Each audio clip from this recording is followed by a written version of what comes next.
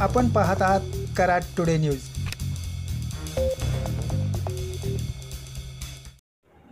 पुणे बेंगलोर महामार्गावर सहापदरीकरणाअंतर्गत सुरू असलेल्या कामामुळे वाहतुकीच्या प्रश्नावर आज आमदार डॉक्टर अतुलभाऊ भोसले यांनी आढावा बैठक घेतली।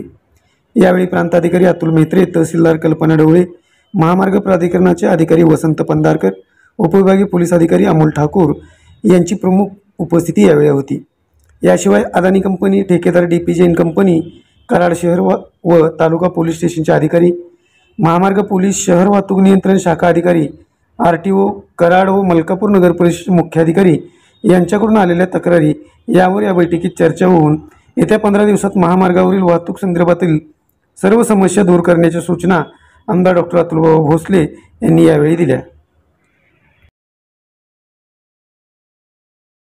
महामार्ग प्राधिकरण आणि त्याबरोबर अदानी कंपनीचे सगळे सन्मान्य अधिकारी, DP जैन कंपनीचे सगळे अधिकारी, महसूल विभाग, पोलीस प्रशासन, ट्रॅफिक विभाग, प्रांत आणि तहसीलदार या सगळ्यांना घेऊन आम्ही नॅशनल हायवे अथॉरिटीच्या सगळ्या अधिकाऱ्यांकडनं आढावा घेतला की नेमकी कामाची पूर्ततेची काय स्थिती आहे।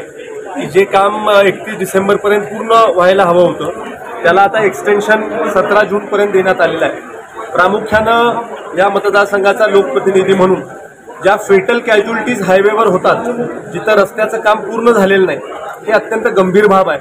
आणि मी पूर्ण रेकॉर्ड मागच्या वर्षभरातला घेतला की 80 फेटल कॅज्युअलिटीज ह्या एका वर्षामध्ये झालेल्या आहेत। मग फेटल कॅज्युअलिटीज ह्या टॉलरेट होणार नाहीत, फेटल कॅज्युअलिटीज होता कामा नये आणि त्याच्यासाठी पूर्ण पॅचवर्क करावं अशा पद्धतीचा निर्णय आज घेण्यात आलेला आहे। नॅशनल हायवे अथॉरिटीच्या सगळ्या लोकांनी आम्हाला टाईम बाउंड 15 दिवसाच्या आत सगळे पॉटहोल्स भरून काढण्याच्या बाबतीमध्ये किंवा पॅचवर्क खड्ड्यांचं करण्याच्या बाबतीमधला शब्द दिलेला आहे आणि 15 दिवसांनी परत आढावा बैठक आम्ही घेणार आहे। कुठल्याही परिस्थितीत जीवितहानी होता कामा नये याच्यासाठी सर्वोपरी प्रयत्न शासनाच्या माध्यमातून आम्ही तिथं करणार आहे। काही नितीन गडकरी साहेबांकडे मुद्दे मांडायचे असतील तर ते देखील मी त्यांना सांगितलेलं आहे, ते मला कळवा, मी स्वतः प्रतिनिधित्व तिथं तुमच्या सगळ्यांचं करीन आणि गडकरी साहेबांना सांगेन की इथं विशेष लक्ष देऊया आणि कराडच्या परिसरामध्ये ह्या ज्या घटना घडतात आहे या त्वरित थांबवण्यासाठी जे काही लागेल ते आपण केंद्रीय रस्ते व वाहतूक मंत्रालयाच्या माध्यमातून करावं, तशा पद्धतीच्या इन्स्ट्रक्शन्स आपण द्याव्या। त्याचबरोबर सगळ्या विभागांचं कोऑर्डिनेशन राहावं, याच्यासाठी एक प्रतिनिधी प्रत्येक विभागाचा याचा एक ग्रुप आम्ही करायला सांगितलं आहे। आणि त्याचबरोबर कृष्णा हॉस्पिटल असेल किंवा हायवे अथॉरिटीच्या ॲम्ब्युलन्स असतील किंवा मलकापूरची सुद्धा मी आज एक ॲम्ब्युलन्स ह्या कामासाठी अलॉट करायला सांगितली आहे। कसलीही घटना घडली तर लगेच हेल्पलाईनद्वारे या लोकांना सूचना होतील आणि ताबडतोब गोल्डन आवरमध्ये तिथं त्या सगळ्या गाड्या पोचल्या पाहिजेत। त्वरित पेशंट हा हॉस्पिटलपर्यंत आला पाहिजे जेणेकरून जीवितहानी टळू शकते।